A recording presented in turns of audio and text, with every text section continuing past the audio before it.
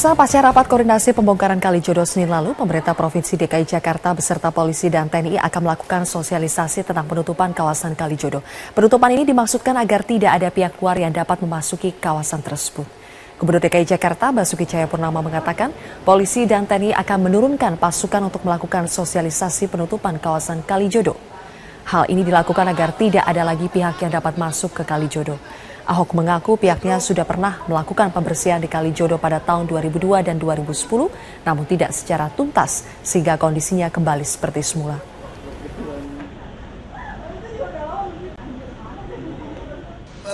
Dari polisi dan TNI akan sudah menggelar pasukan sosialisasi. Kita akan seal tutup dulu.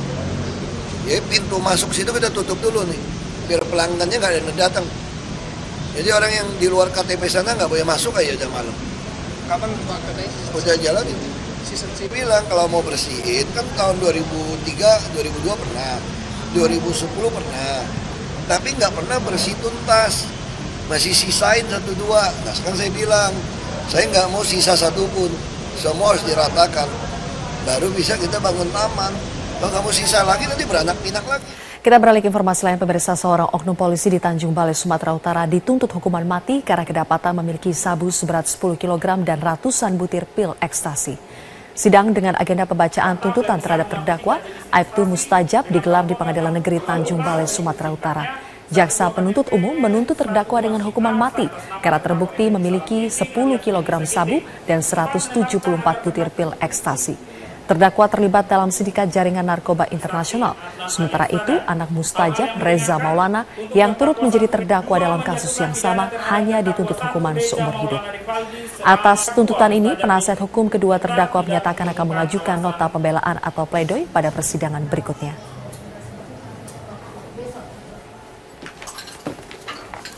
Sementara itu, aparat Polres Sumbawa, Nusa Tenggara Barat melakukan penggerebekan di rumah seorang oknum kepala dusun Desa Berora, Kecamatan Lopok, Kabupaten Sumbawa. Dari hasil penggerebekan, polisi mengamankan sebanyak 7,5 gram sabu dan 1 unit senpi jenis airsoft gun dan uang hasil penjualan sabu. Menurut pengakuan tersangka, ia mendapatkan sabu tersebut melalui jasa seorang kurir dan dibeli dari kota Mataram.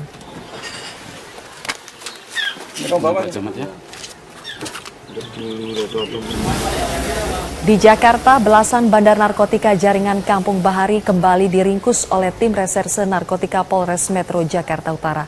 13 bandar narkotika ini langsung digelandang ke Polres Metro Jakarta Utara. Sebagian dari pelaku merupakan residivis dan pemain lama yang mendistribusikan narkotika di permukiman warga. Sementara pemasok narkotika di Kampung Bahari berasal dari dalam lapas penjara.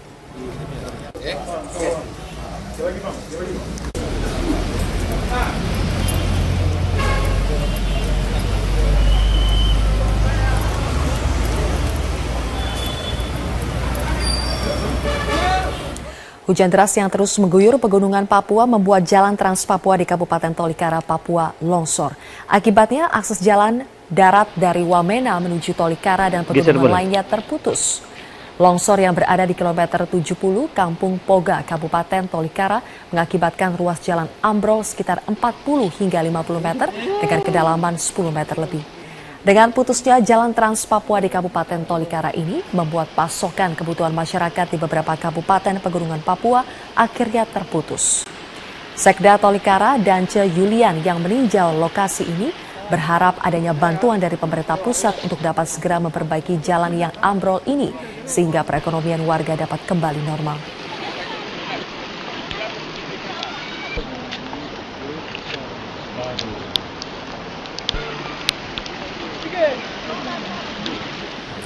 Pemirsa, akibat hujan deras membuat beberapa sungai di beberapa daerah meluap sehingga mengakibatkan banjir seperti yang terjadi di Karawang, Jawa Barat. Akibat luapan Sungai Citarum, sejumlah permukiman warga terendam banjir. Menurut warga desa Karangligar, Kecamatan Teluk Jambe Barat, Karawang, Jawa Barat, permukiman mereka terendam banjir selain meluapnya Sungai Citarum, juga karena adanya hujan dengan intensitas tinggi di Kabupaten Karawang. Selain merendam permukiman warga, banjir di Karawang juga memutus akses jalan antar kecamatan di Karawang Barat. Sementara itu di Kabupaten Pangandaran, Jawa Barat, sedikitnya 134 jiwa dari 29 kepala keluarga di Desa Sukanagara, Kecamatan Padaherang harus diungsikan dengan menggunakan perahu tradisional dan perahu karet oleh petugas.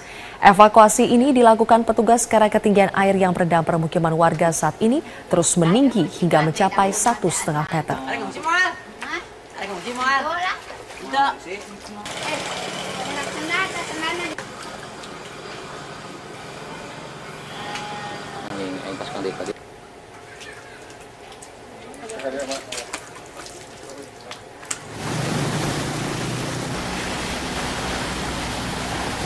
Sedangkan banjir di Tuban, Jawa Timur membuat jalan poros penghubung Kabupaten Tuban dan Bojonegoro tertutup air dengan ketinggian 40 cm. Akibatnya arus lalu lintas dari kedua arah macet panjang. Untuk mengurai kemacetan, sejumlah warga secara sukarela mendatangi lokasi banjir untuk mengatur kendaraan yang melintas agar tidak terjebak banjir.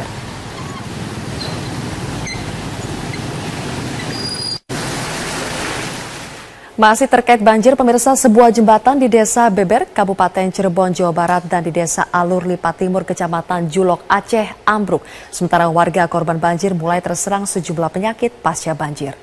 Jembatan antar desa yang menghubungkan Desa Beber dan beberapa desa lainnya di Kabupaten Cirebon, Jawa Barat, Senin malam ambruk. Menurut warga, ambruknya jembatan disebabkan oleh keroposnya tiang penyangga. Akibat ambruknya jembatan, aktivitas warga terganggu karena terpaksa harus jalan memutar dengan jarak yang jauh. Besi. Iya, Pak.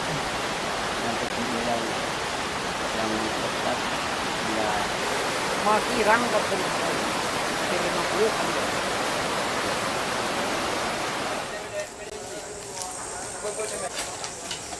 Di Aceh, warga desa Alur Lipat Timur mulai memperbaiki jembatan rusak yang menghubungkan desa Lipat Timur dengan desa Bukit Bata, Kecamatan Pantai Bedar.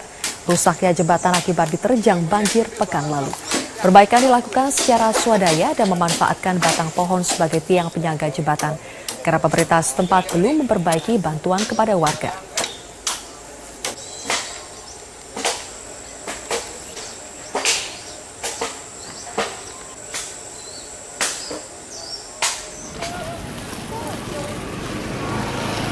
Pemirsa, memasuki hari kelima banjir luapan Sungai Rampa di Kecamatan Serampah, warga mulai terserang penyakit gatal-gatal dan masuk angin. Untuk mengatasi penyakit pasca banjir, Dinas Kesehatan Serdang Bedagai menyediakan posko kesehatan bagi korban banjir yang akan memeriksakan kesehatannya.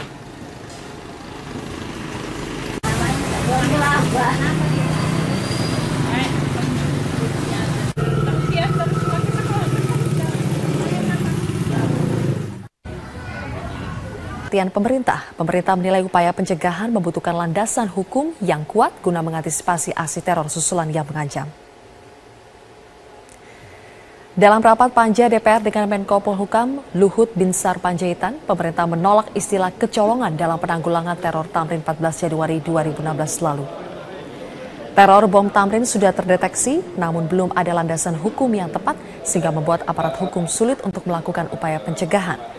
Untuk itu, pemerintah mendorong agar revisi Undang-Undang Terorisme segera dibahas di DPR, terlebih belakangan terakhir banyak beredar informasi ancaman teror akan kembali terjadi. Ingin menggarisbawahi, tidak ada istilah kecolongan buat kami. Kami sangat tahu sekali sekarang bagaimana perjalanan daripada kelompok-kelompok ini. Yang tidak kami bisa tahu adalah kapan, di mana, dan bagaimana mereka melakukan. Karena itu menyangkut kepada pikiran orang dan hati. Jadi kami tahu. Tapi sekali lagi tidak ada satupun, saya ulangi Bapak Ibu sekalian, tidak ada satupun institusi intelijen di dunia ini yang mampu mengatakan di sini besok lusa akan terjadi begini. Tidak ada. Jadi kalau ada yang itu bisa nanti kami belajar. Tidak bisa. Tapi yang kami bisa tahu ada kegiatan sel-selnya di sini, dan sekarang kita kejar. Dan mereka menggunakan teknologi yang makin baik. Terkait ancaman teror melalui sianida, kepolisian daerah mengaku siap untuk menghadapi aksi maupun ancaman teror. Himbauan kepada para anggota untuk selalu waspada juga dilakukan.